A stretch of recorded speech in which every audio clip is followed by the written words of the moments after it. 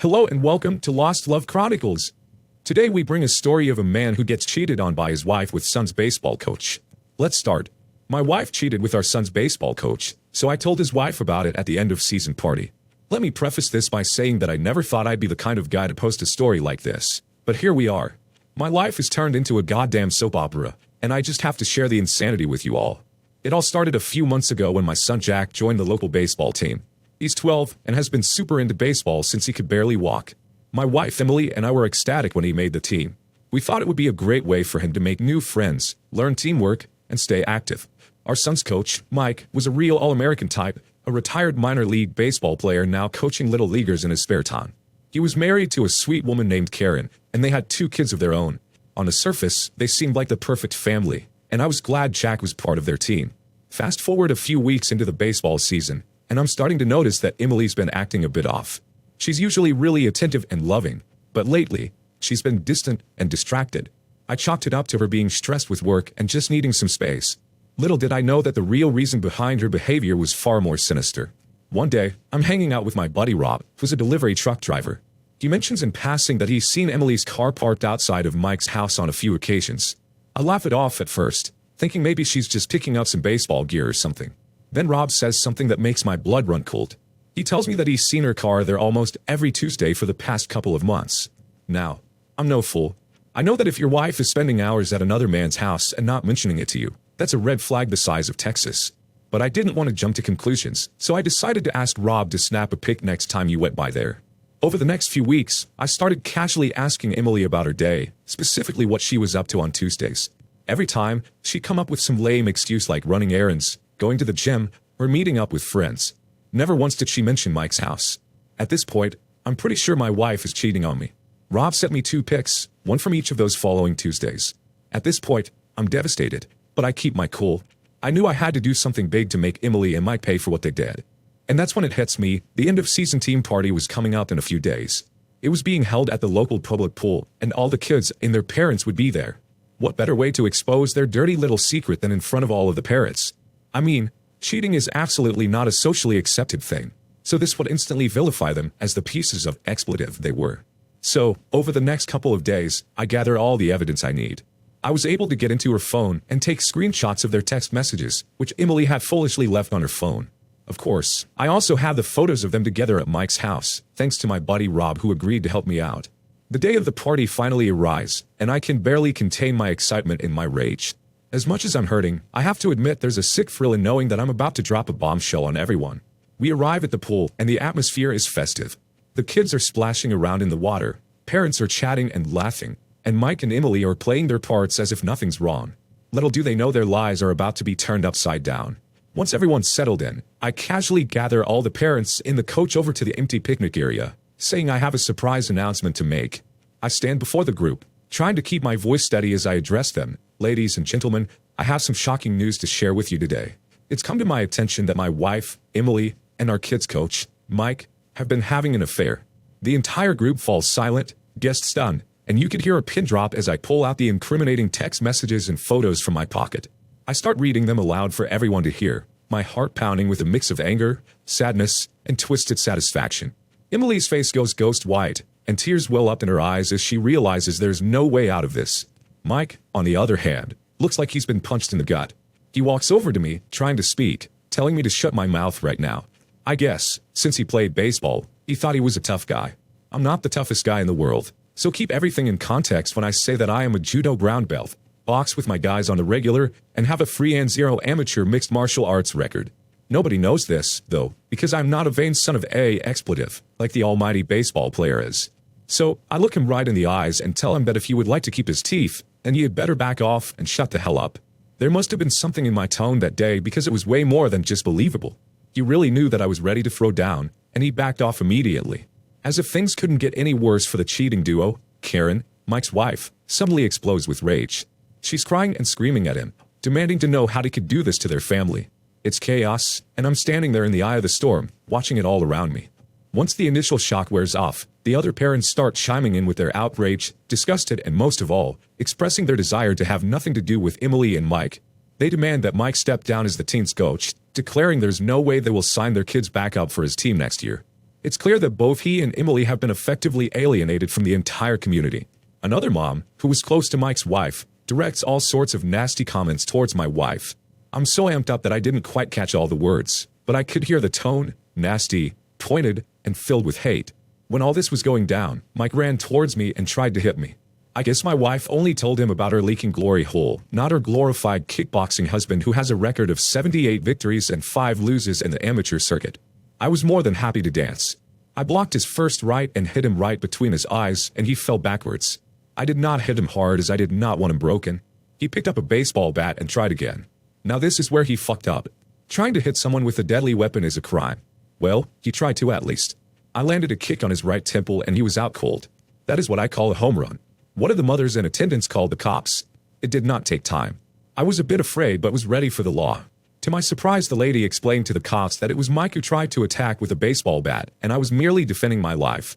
In my mind I thought, I don't need a weapon, lady, I'm a weapon. Mike was taken away. With the party officially over, I tell my wife to get to the car. I take her home and then instruct her to pack her things and leave for a few days. She doesn't argue with me. We tell our son that she needs to go see grandma for a few days, and that's it. The fallout from my revenge is swift and brutal. Emily and I are now in the process of getting a divorce, and Mike's marriage to Karen is all but finished. He officially lost his coaching job for the next year, and his reputation is in tatters.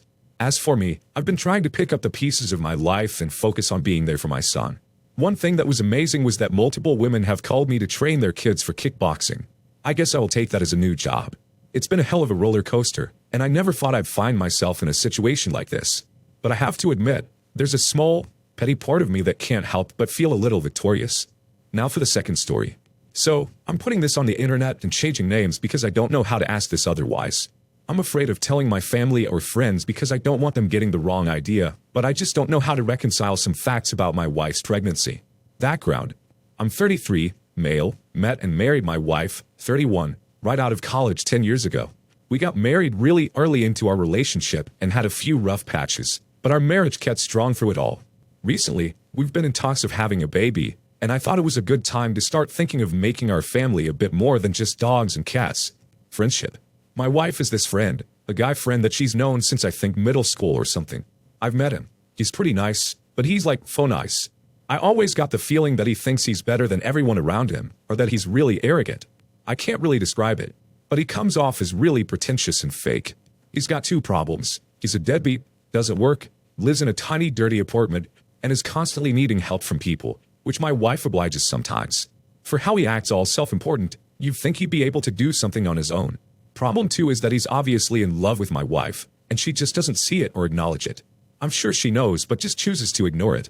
I've tried to talk about how wrong it is to keep in contact with someone who mooches off of you and is obviously vying for your attention, but she just wouldn't have it and didn't want to abandon one of her longest-time friends. That part one kind of understood since I have friendships that are like that too, but come on. At least in my friendships, they aren't trying to get with me. It's been a constant annoyance that we've gotten into fights about. I just left it alone after the last time we talked about it since I didn't want to get into a big fight about this guy that I don't want to pay any attention to. Last year, I got the news I was going overseas. My work was keeping me from home a lot because I'm an equipment operator at an oil rig. The timeline was that I would be overseas for about 6 months, come back for 2, then go back for 4. I talked to my wife about it and told her about how I wanted a baby and promised her we would try in the 2 months I was home. So away I went. 6 months flew by, and I came home. We started trying for a baby as soon as I returned. In the first month, my wife came back with a positive pregnancy test. I was ecstatic and told everyone I knew immediately.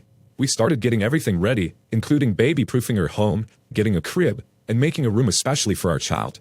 I even worked something out with my job to return home every month I was away to ensure everything was going okay. I can't even tell you how I felt when I had to go back. Those 4 months were the longest I've ever had. After an agonizing couple of months, I returned home. My wife had swelled up, and at that time, we were both excited. We set up an appointment with her OB-GYN to get a checkup and see how everything was progressing. My wife looked great, and while she stepped out, I chatted with her doctor.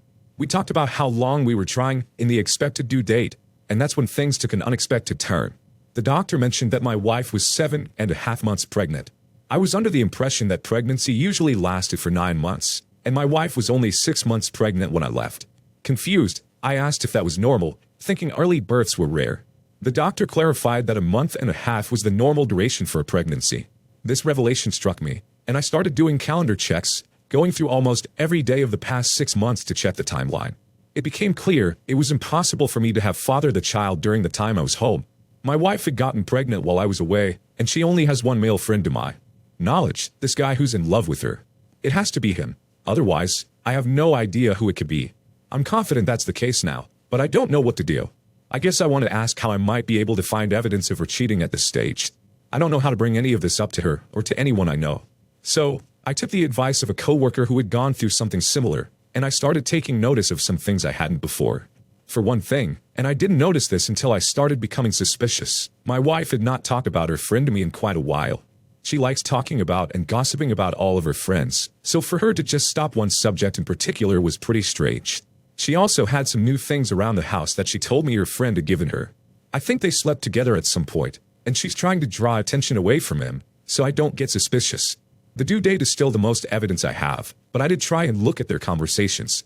There are weird spots in their texts, like some of the messages have been deleted, where they continued a conversation after a phone call or something. I'm gonna confront my wife as soon as I have something more solid.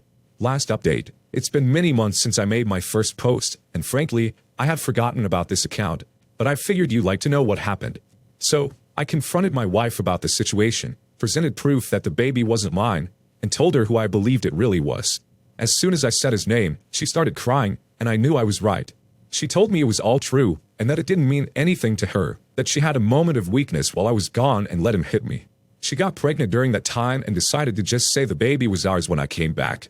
When she said this, I got up and started pacing around the room. I couldn't believe that she would pretend that this baby was mine when it wasn't. I told her that I was leaving her and that she needed to find some new place to stay in the meantime. I suggested that she get her new lover to come get her so she and the baby can stay with their father.